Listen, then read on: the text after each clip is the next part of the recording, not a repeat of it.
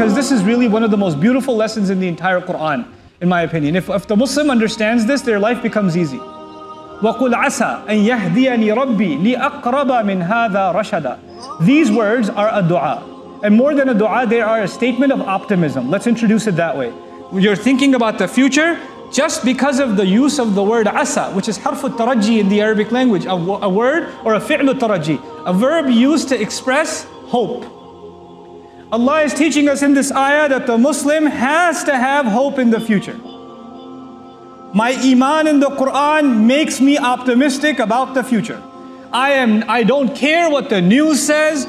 I don't care what happened yesterday and the day before and the day before and the day before. I will not be among those Muslims who sit on a table and say the situation of the ummah keeps getting worse and worse and worse. Oh my God, things are only going to get much, much more terrible. And there's another tragedy coming, I guarantee you. Watch what happens. Oh, you think 9/11 was bad because it's the anniversary, right? You think 9/11 was bad? Oh my God, that was nothing. Watch what happens to the ummah now, and then watch what happens now. This attitude is directly against the ayah of this book. Just in the word asa. You're supposed to be full of optimism and hope that Allah will make things better for you, for the people around you, for humanity. You're supposed to have that attitude.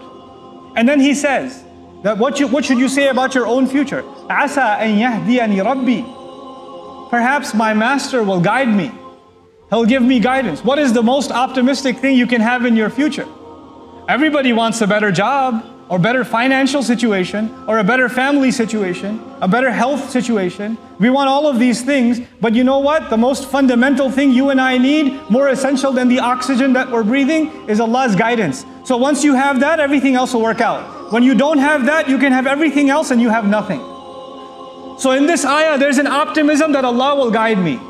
Asa an yahdiyani rabbi. That Allah will, my Rabb will guide me, my master will not forget me. I remember him when it comes to the future, he will remember me when it comes to the future. See, when I say inshallah, I've remembered him. And because I remembered him when it came to the future, he will remember me. فَاذْكُرُونِي أَذْكُرْكُمْ. Remember me, I'll remember you. Mention me, I will mention you. The way that you've learned about Islam from the person next to you is very different. The teachers you've had, the people you've been exposed to, the lessons you've learned, they're very different from each other. So there's a lot of variation in how we are exposed to Islam, and a person gets overwhelmed and says, how am I supposed to know if I'm even following the right thing? And you know what? This ayah is the answer.